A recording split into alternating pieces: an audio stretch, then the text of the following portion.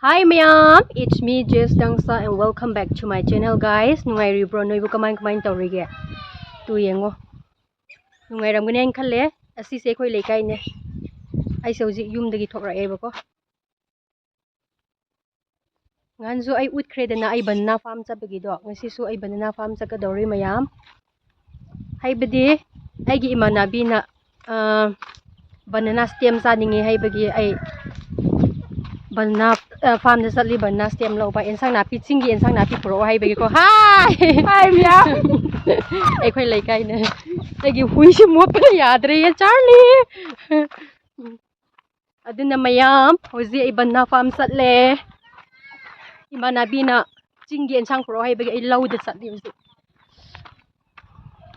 tamfashana kare mai moi khundo kai hai ba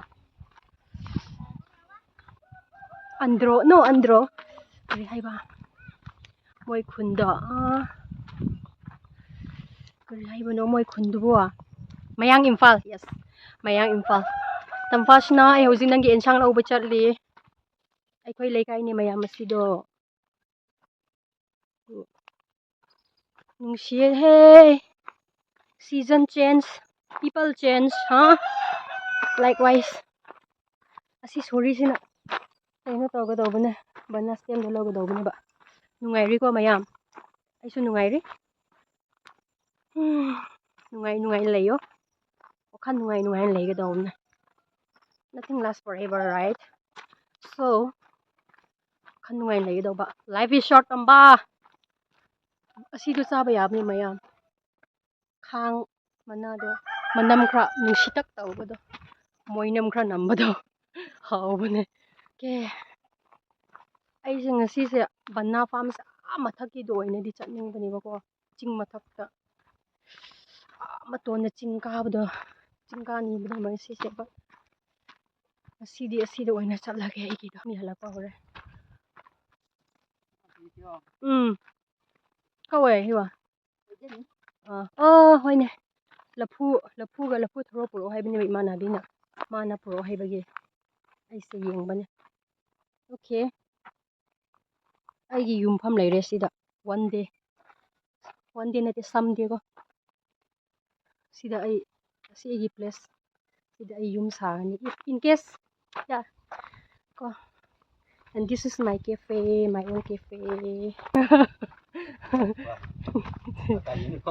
si yang duty daba hoy do police corruption tawba yade ko apaganda di si green oil da bane ba hojikti green oil re mayam green oil raga magi spring season lakpagi ko it's spring season kawe I have to speak in English also because some of my non-Manipuri friends they would like to hear what I'm speaking on my video, so that's why I'll be also speaking English. Okay, nungsigo lambido sigumba nungsia ide maybe I belong to this type of mountains, trees and streams and birds chirping. It's not like I'm not into the city life and the luxury life, but I prefer more to stay this type of places. I think haibadi asigumba yengbada aingonda nungaiba phawbagumba do leiba ko pukning nungsihanba haisira ko emotional connection ai batare ko khangde nungairi ko mayam do mayam phajadra I'm not going to lie.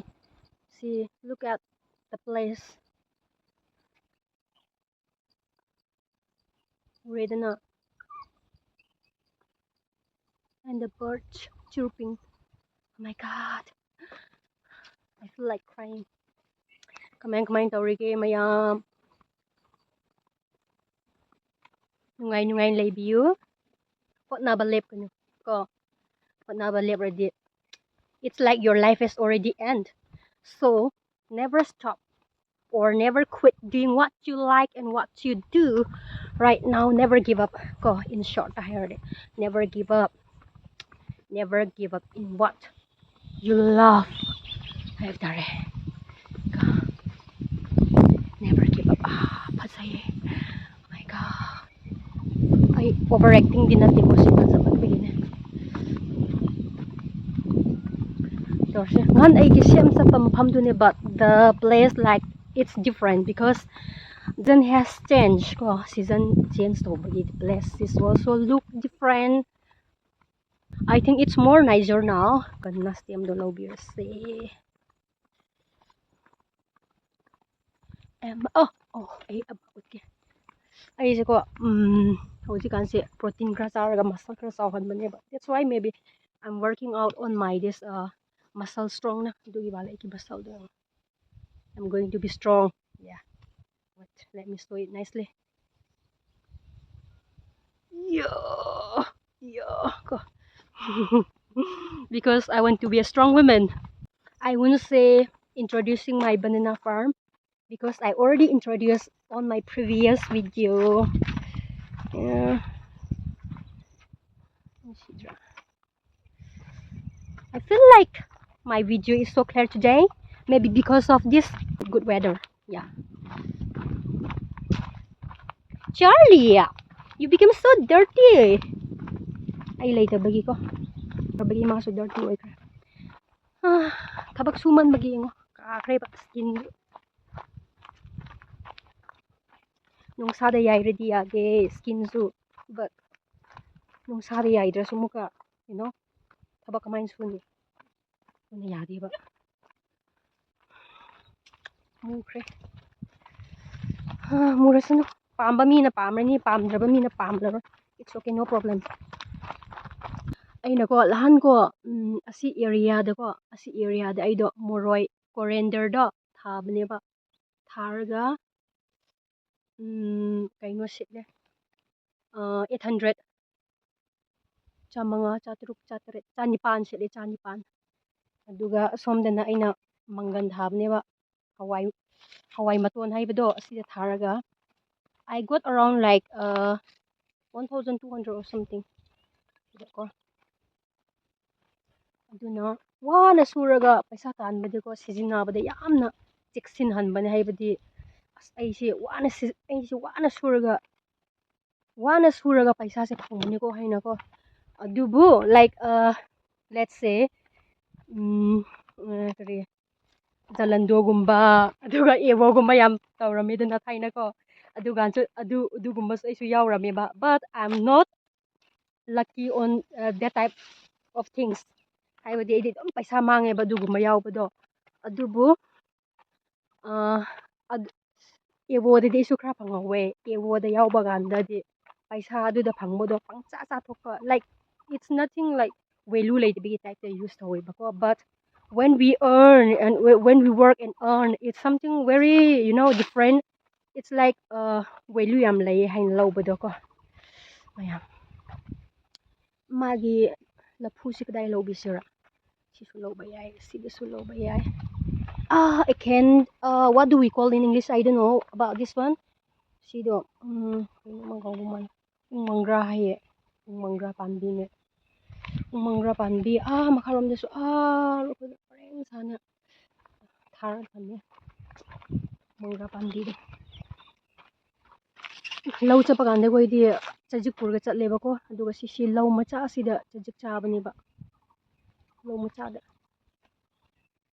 banana di ko ai haibige asingan aigi previous video de so high grade na banana se why it is so much benefit hairadi because they don't have seasons moi di seasons laita bani na every season moi di dum banana se launai laye ba ko asidasu laye banana ama aduna moi di season laita bani na kanai heba pan gumba like myren like cucumber they have their own season moi di season laye na but this banana once you plant like it lasts like 5 years kumba ko last way bigi it's very good for the this one good income hai batare ai wangang man khramal hourasheh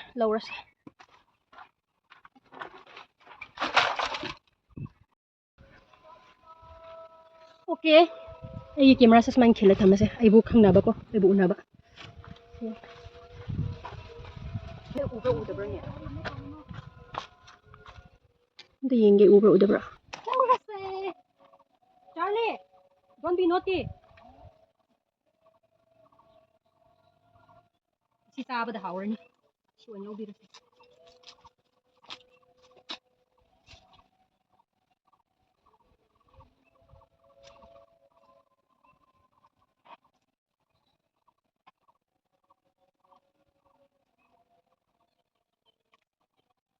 ꯌꯥꯝ ꯑꯁꯨꯃꯥꯏꯅ ꯇꯧꯕꯅꯦ ꯁꯨꯃꯥꯏꯅ ꯂꯧꯕꯅꯦ ꯃꯥꯒꯤ ꯅꯣꯏꯗꯤ ꯀꯃꯥꯏꯅ ꯆꯥꯕ꯭ꯔꯥ ꯈꯪꯗꯦꯀꯣ ꯑꯩꯈꯣꯏꯗꯤ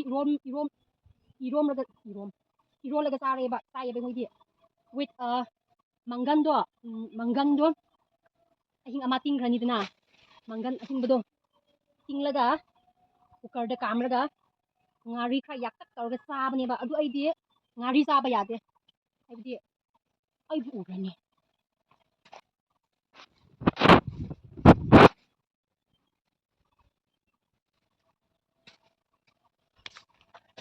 ꯑꯩꯗꯤ ꯉꯥꯔꯤ ꯆꯥꯗꯦꯕꯀꯣ ꯃꯌꯥꯝ ꯑꯦꯂꯔꯖꯤ ꯇꯧꯕꯒꯤ ꯑꯗꯨꯅ ꯑꯩꯗꯤ ꯉꯥꯔꯤ ꯌꯥꯎꯗꯕꯤꯗ ꯆꯥꯏꯕ ꯑꯩꯒꯤ ꯁꯣꯔꯤ ꯄꯨꯔꯛꯄꯁꯤ ꯈꯔ ꯄꯤꯛꯃꯟꯈ꯭ꯔꯦ ꯑꯩꯒꯤꯁꯦ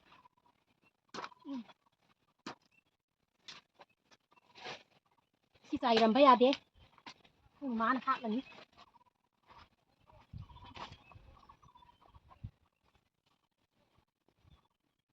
ꯃꯌꯥꯝ ꯀꯩꯅꯣ ꯑꯃ ꯍꯦꯛꯁꯦ ꯑꯩꯅ ꯒ꯭ꯔꯤꯟ ꯂꯤꯞꯁꯇ ꯉꯥꯎꯕꯅꯤꯅ ꯒ꯭ꯔꯤꯟ ꯂꯤꯞꯁ ꯍꯦꯛꯁꯦ Dear beautiful lips, I'll pluck you and I'll eat you. 이롬바 ꯆꯥꯕ ꯍꯥꯔ ꯌꯥꯎꯕ ꯅꯠꯇꯦ ꯁꯤ ꯑꯣꯔꯒꯥꯅꯤꯛꯅꯦ ꯍꯥꯔ ꯌꯥꯎꯕ ꯆꯥꯕꯤ ꯁꯔꯨꯛꯇꯤ ꯁꯤ ꯆꯥꯕꯅ ꯐꯩꯌꯦꯅ ꯈꯜꯂꯦ ꯑꯩꯒꯤ ꯋꯥꯈꯜꯂꯣꯟꯅꯤꯀꯣ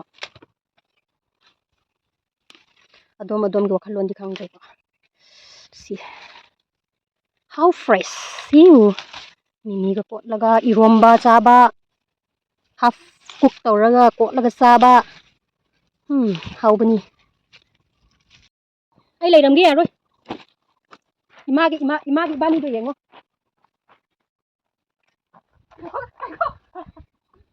ꯉꯥꯏꯈꯣ ꯂꯩꯔꯥꯎ ꯊꯝꯃꯤꯉꯦꯔꯥꯎ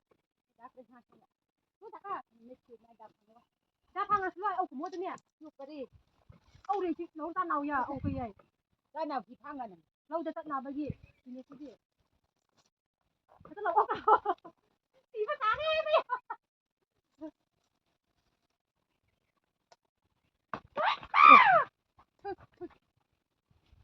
Charlie ꯈꯠꯇꯅꯨꯀꯣ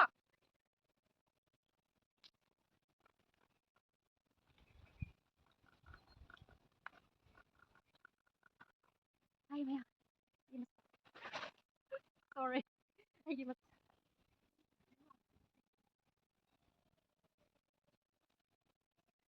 Charlie, don't be too hot.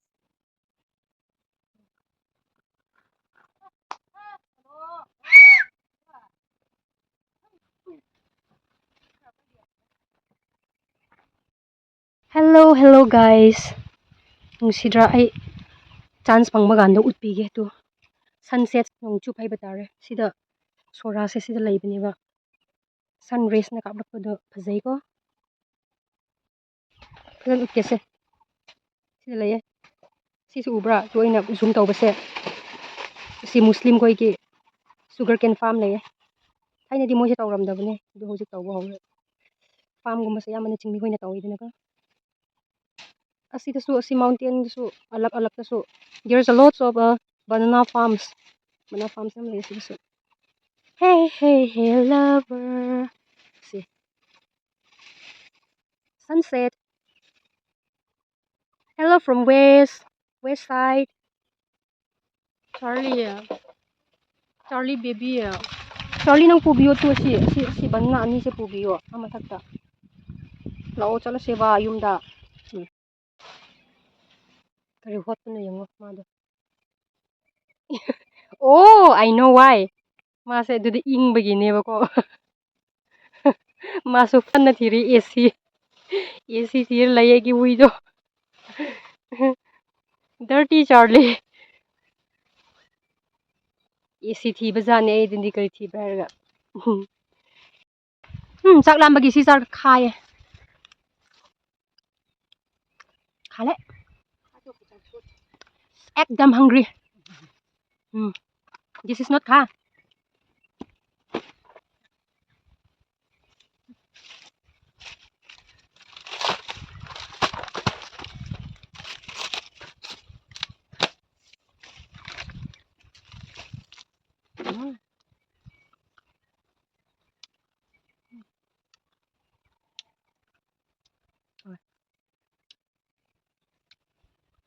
Bala. Bala da. Achau bisina bala ko bani bako. Macha sina Charlie. Akoi bala si chahi 11 years sure. Bal come. Love you. How are you doing? Charlie, you also come. Love you. Main tàu no thamo. Say why? Thamo. Sit. Charlie. Shall we talk about life? Yes?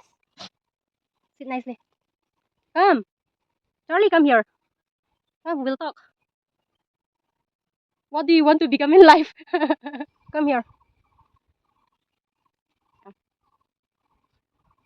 Describe one life in one sentence. How are you? Are you good? You're doing fine? Everything's fine, right? Ngày đi na? Main tàu bra? Nupi ko inabay di thamde ko. Hamlunu matha sana bani. No love, no tension, okay? You don't need a girlfriend. I'm here, your enthusiast. I'll provide you everything. I'll love you till the end. I'll treat you. I'll give you a treatment. But please don't get sick, okay? Because the injection will give you yee, and you'll cry ew ew ew ew.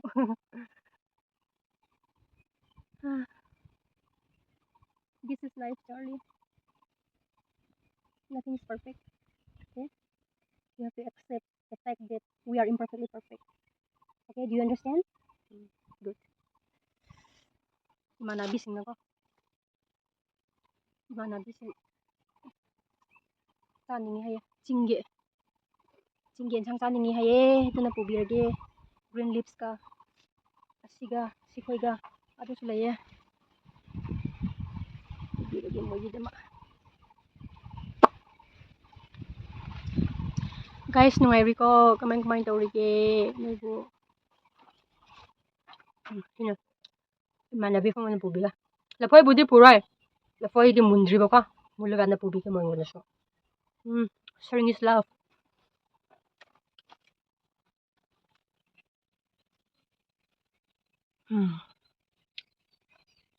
Bani sila daw ba?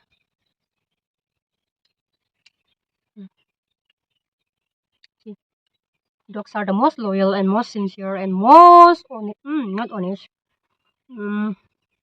Loyal, yeah. And the most loveliest creature on this planet. Oh my God. I love my dogs.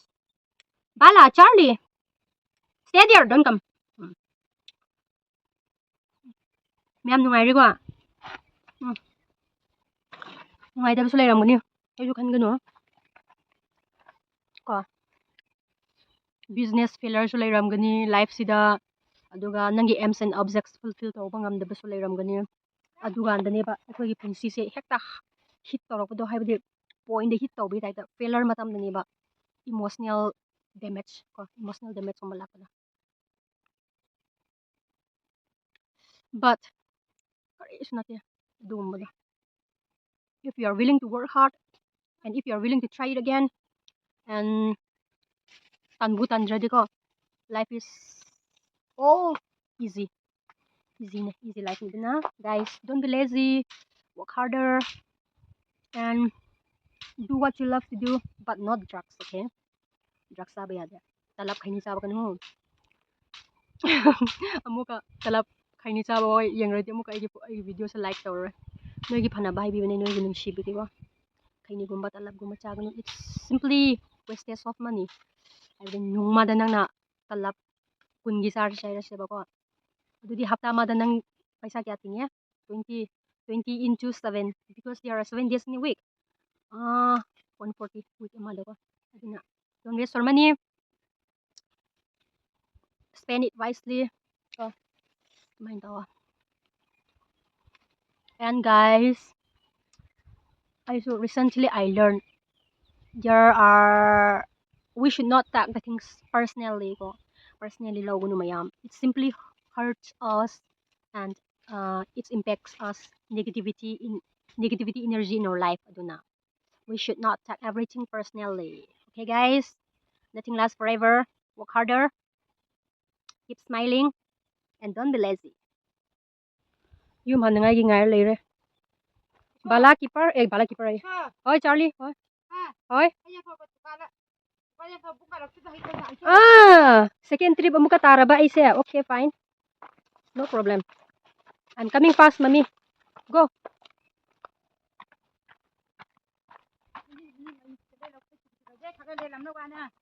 알았어. ꯆꯠꯂꯦ. ꯑꯁꯤꯗꯤ ꯊꯟꯗꯕꯒꯤ ꯅꯨꯡꯉꯥꯏꯇꯦꯍꯦ. ꯍꯥꯞꯄꯀꯥꯟꯗ ꯄꯦꯛ ꯊꯟꯗꯕꯒꯤ ꯀꯩꯅꯣꯝꯃ ꯌꯥꯡꯉꯒ ꯅꯨꯡꯉꯥꯏꯇꯕ ꯑꯃ ꯂꯩꯕꯅꯦ. ꯀꯣꯛꯇ ꯍꯥꯞꯄꯀꯥꯟꯗ.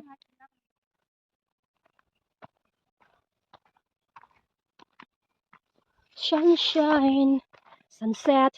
I love sunset. Aina yumfam ama sagni haibado. I'll explain you guys why I like that place. First of all, I'll used to get to watch the sunset. And second of all, I also will get the chance to watch the sunrise.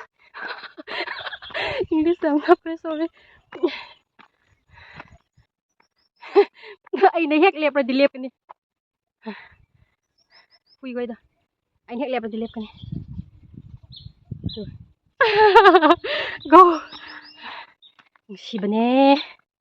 Hui she luna taubiyo. Shibane. Non stop ta se. Stop tawr di hek ta wai. Walk out just here city. Sunset and I. How does it look? Beautiful, right?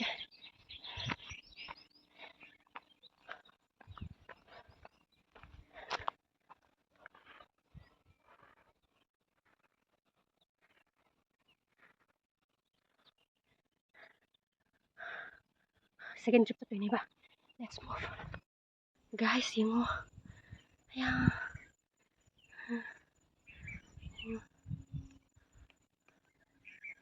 Oh.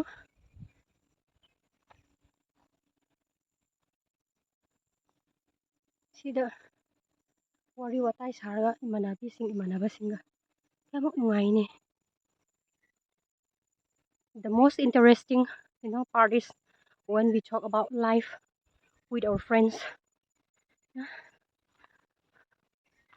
More than our parents. Life wari sa naman the friends nina. Nungay ba. Hanjin ule hay na waraw gano mayam. Fazabagi utning bani. Because now is spring season, so it's so beautiful here. Charlie, what are you eating? Chip! Oh, drinking water. You Laura here. Banana farm. And mayam sunset. Sunset from Mino. Feel the nature.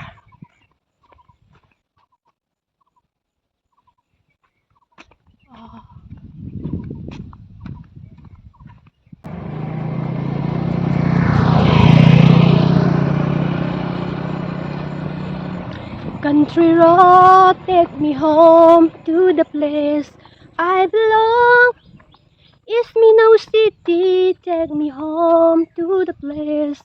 Country road. Life is all about finding beauty in everything. Sunset, sunrise, plants, trees, grasses, dogs, woods, bamboos, everything around. Oh, second trip ni mayam asi. Second trip. Okay guys, ꯑꯩꯒꯤꯗꯣ ꯂꯩꯔꯦ second trip 이도. Second trip ꯅꯠꯇꯦ third trip ꯅꯦ second trip ꯆꯠꯈ꯭ꯔꯦ. ꯁꯤ ꯄꯨꯔꯒꯦ. ꯃꯨꯟꯕ ꯀꯥꯟꯗ ꯆꯥꯕ ꯍꯧꯔꯅꯤ. ꯑꯁꯤ ꯃꯊꯛꯀꯤꯁꯤ ꯄꯥꯝꯕ ꯑꯣꯏꯗꯦꯗꯤ ꯁꯤ ꯃꯅꯨꯡꯒꯤꯗꯣ ꯑꯗꯨ ꯑꯣꯏꯅ ꯄꯥꯝꯃꯦ. ꯆꯠꯂꯁꯦ. Okay guys. First trip to ꯑꯗ ꯂꯩꯔꯦ. ꯊꯔꯣ ꯌꯥꯎꯕꯗꯣ. ꯑꯩ why what happened? ꯑꯁꯤ ꯊꯔꯣ ꯌꯥꯎꯕꯗꯣ.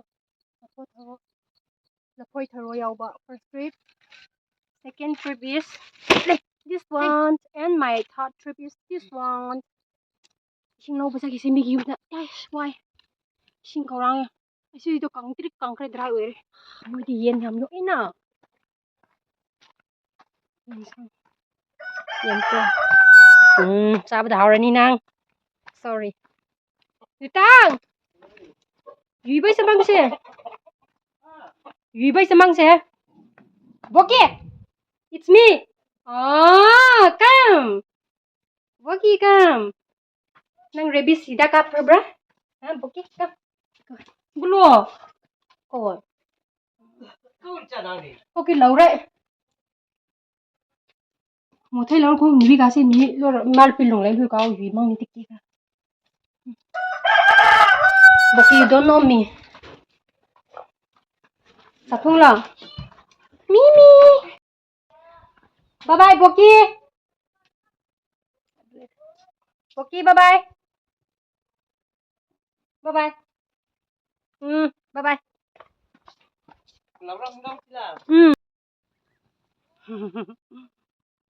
Okay guys, asumay tawag ay video sa loy sa lagi mayam. Nungay na layramo mayam. Stay good, stay happy, stay healthy, and never give up. Okay? Nang tabak bada may chiba layersu. Guys, never ever give up on anything. Okay guys? Aduna nungay na layramo mayam. See you on my next video. Until then, bye-bye. Take care. Hay batare. Aduga, lastly but not the least, guys, be kind always. Be kind.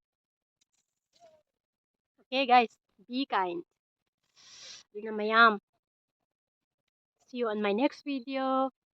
Bye-bye. Take care, mayam. Love you all.